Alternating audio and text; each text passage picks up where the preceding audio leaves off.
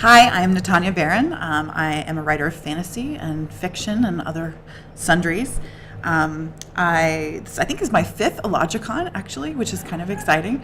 It's one of my favorite cons, and I'm always glad to be here and do a reading. Today, I will be doing a reading from the third novella in my Frost and Filigree series called Time and Temper, Beasts of London. This chapter actually doesn't start in London, but it starts in Spain, and it features Cristobal Crane, who is arriving in Spain and hoping to find her friends because they think her one kidnapped friend might finally be somewhere that they know. And she ends up meeting some rather interesting people. Chapter 8, Always a Hitch. The coast of Andalusia is rocky and brown when Cristobal arrives, nothing near the vast verdant hills she'd imagined. She supposes that's a rather silly notion that Spain would be green, and yet she cannot help but feel a bit disappointed in the barren rockiness. The airport is very small, the airplane even smaller, and she's a bit green around the gills as she walks across the tarmac, squinting through her sunglasses in an attempt to find her contact, a long-time correspondent of Dr. Fry. Dr. Fry has remained behind in Scotland, which is just as well, but Cristobal finds herself rather missing the batty witch. During their work together, she complained many a time in her journals at night, but now that she's on her own, her thoughts are too loud, and she could do with some of Dr. Fry's constant babbling. She does not expect to see Nerissa and Kit right away, of course. That would be silly. They would be coming by boat, as they always do, and wouldn't be at an airport. Cristobal does, however, silently curse herself when she looks for Worth's face in the crowd. 10 years. Not long compared to other immortals around her, but long enough for her to feel it. Yet not long enough to forget him, or worse even, to give up hope altogether. Her contact in the region is planning to pick her up by motor car, so she was informed. She's had a long correspondence with this local supernatural individual, a term she prefers over creature or monster, regardless of what Nerissa thinks, named Callum Angelos. Judging by his archaic writing style and penmanship, she'd had him figured as elderly, judgmental, and scholarly. But the man leaning against the bright blue Wolseley Hornet does not bring to mind any of those descriptions. He is tall, lean, and effortless, with no hint of glamour about him. She has heard this is why so many of the Greek-descended supernaturals, but she did not think he would be so beautiful. His hair is the color of black walnut, his cheeks molded at the precise angles to accentuate his full lips and curving smile. He wears dark glasses, wire-rimmed, and now she's looking at his hair again. It is dark like a summer night, shod with just the most delicate wisps of silver. "You're overdressed for the season," the man says.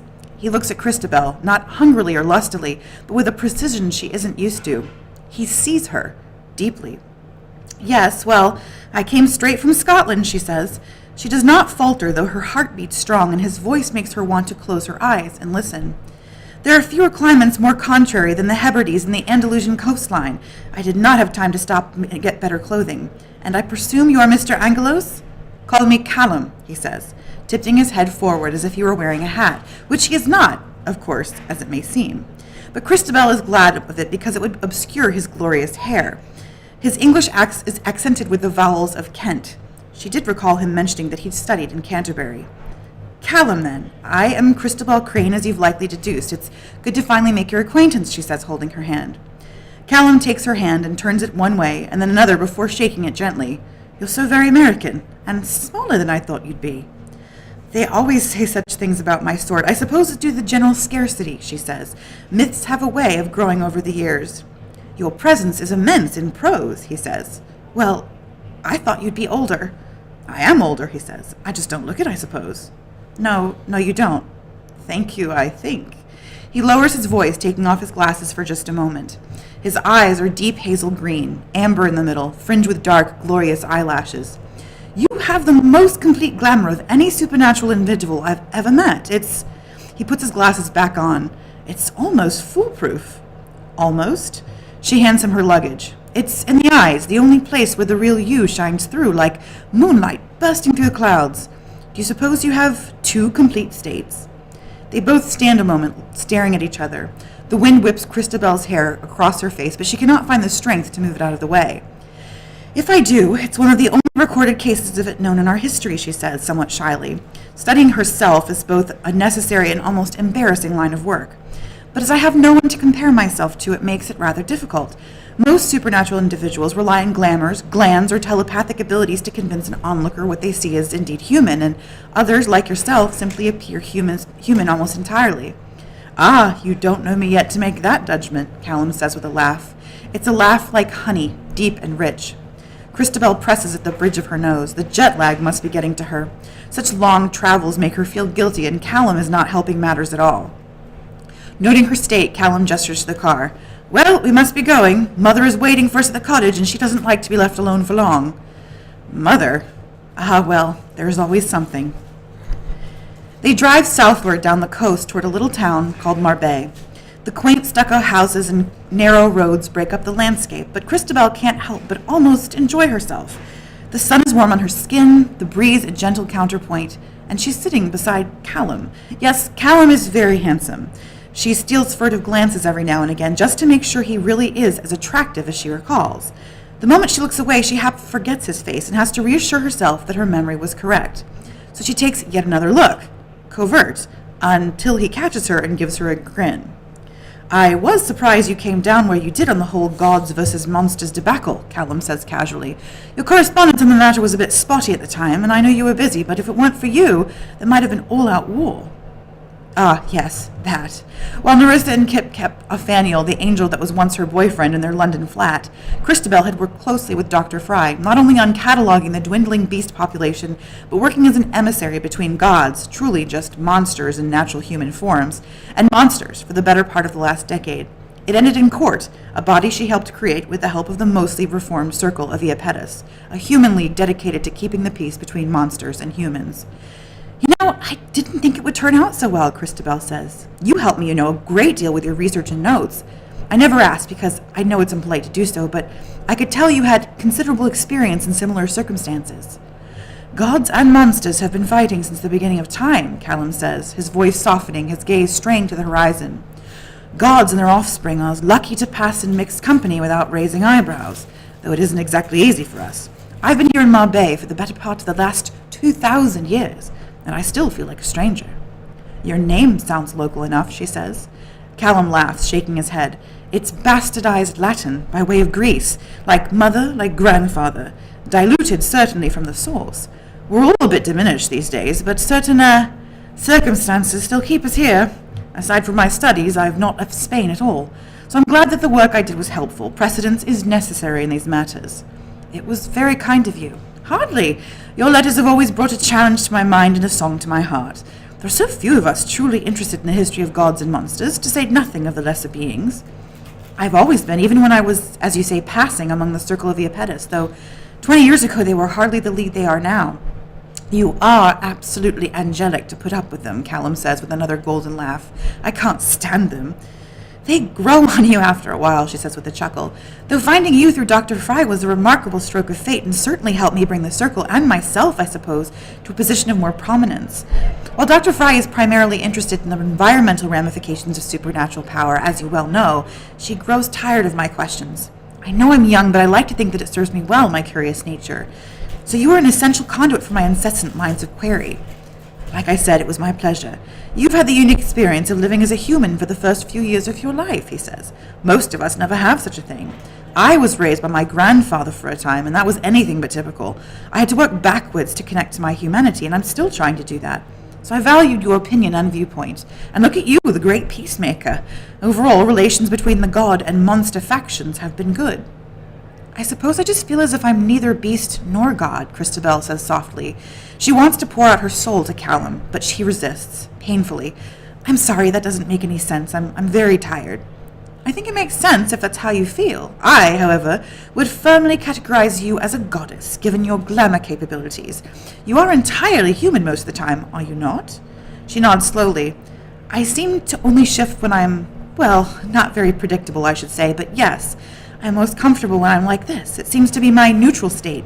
And when I'm in bestial form, it's not consistent. So perhaps that's why I relate better to my companions, who have to work so hard to maintain their glamours to even the barest of human experiences. Currently, I teach at the University of Granada now and then, classics mostly, to ground myself in human experiences. It keeps me humble, I suppose, but I don't get out nearly as much as I should, and I can never leave Mother for long, not with the way she is. He trails off and brings the car to a stop. They're at the foot of mountains now, and there's a small winding path leading up and away to a square stone and stucco cottage. It's nestled so close to the hill that it almost looks as if it's growing from the rock itself, like a strange square mineral. It is enclosed in so much rosemary that Christabel can smell it from the car, clean and bright and rich. Christabel allows Callum to open the door for her, and he has to shade her eyes from the bright light to see better. No sign of the aforementioned mother. "You spoke about your mother before," Christabel says as diplomatically as possible. "I should have brought her a gift. I admit I feel a bit unprepared." Callum is looking back and forth between Christabel and the house. "You don't need to bring anything. She'd love to meet you. It's only that she's very old, and she's often confused, and truly no one can ever really prepare for mother." "You're a kind son to say that to her," Christabel says. There are many features she sees in Callum, but kindness is not the first characteristic she would think of. He frowns slightly and then shakes his head. "For another time. For now, let us join and have some good wine. Do you drink? I hope you do." Her name, Christabel learns quickly, is Macaria, and the wine is comfort in the wake of her chaos. Macaria looks nothing like an old woman, and in spite of Callum's protests to the contrary, she appears rather ordinary, all things considered. Yes, she is about a foot taller than the average human woman. Yes, her hair is dark as pitch and light as smoke, and it forms a kind of moving art piece as she walks about, as if she's underwater. Yes, she dresses only in black linen, and her arms are scarified rather intensely, but that's nothing compared to the kinds of things that Christabel has seen, having walked the underworld more than once. Macaria is so delighted at Christabel's arrival that she immediately pours 3 large glasses of dark purple wine and has a toast in her honor, but forgets what she's doing halfway through.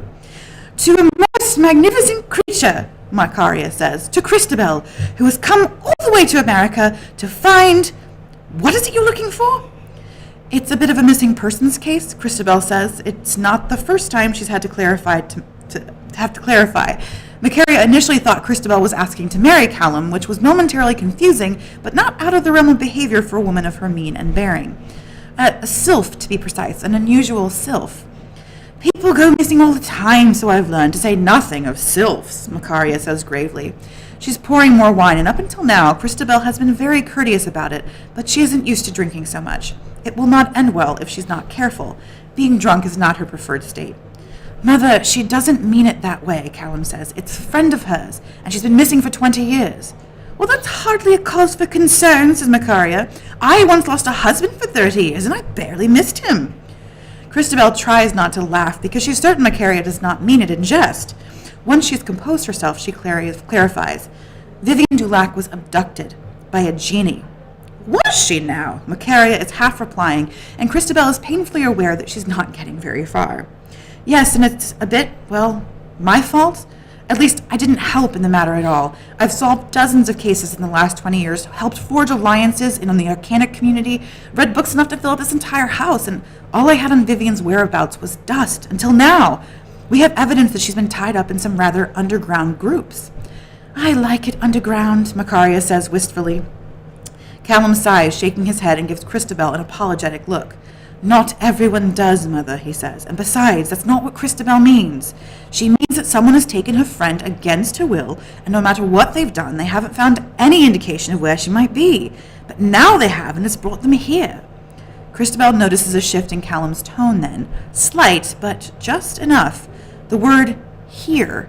It's not the way one would say "here at home." It's like "here of all places," which it does not seem as terribly welcome. "Then she must not be looking hard enough," Macaria says to her flagon of wine. She sloshes it around, dips a finger in it, and removes a fat cricket.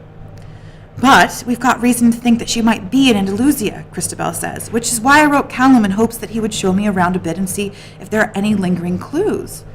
Macaria frowns suddenly, her once rather confused and placid state evaporating before Christabel's eyes. "Oh, that won't do at all." "Your pardon?" Christabel asks. "Callum, why do you bring such people to me? Why do you involve me so?" Macaria stands and throws her glass, wine and all, shattering into the fire. "As if you and I don't have enough business to attend to, as if the family legacy can sustain another interloper." Christabel has never felt so out of place in her life. She chokes back her protest and puts down her glass of wine, sending her gaze to the door. Callum catches her, though, and shakes his head. "Not yet," he mouths. Callum continues, his voice so gentle it's like silk across satin. "Hush, Mother, please. We're not asking anything of you. No one wants to use you to their benefit, I promise. This is simply between Christabel and I. But what is she? Macaria peers over. Her dark eyes are judging. Just someone looking for answers, Christabel says. You stink of celestials. Macaria sighs, and it's not a benediction, nor is it an acceptance, but she appears a little more calm now. I have a friend who is an angel, mostly, Christabel says, though the word friend is perhaps a little generous. It's been some time since I've seen him, though, so I can't imagine that's it. She tells herself she doesn't miss Othaniel. She's gotten over Worth, that she doesn't ache when she thinks about the way that he used to look at her, the feeling of his fingers intertwined with hers.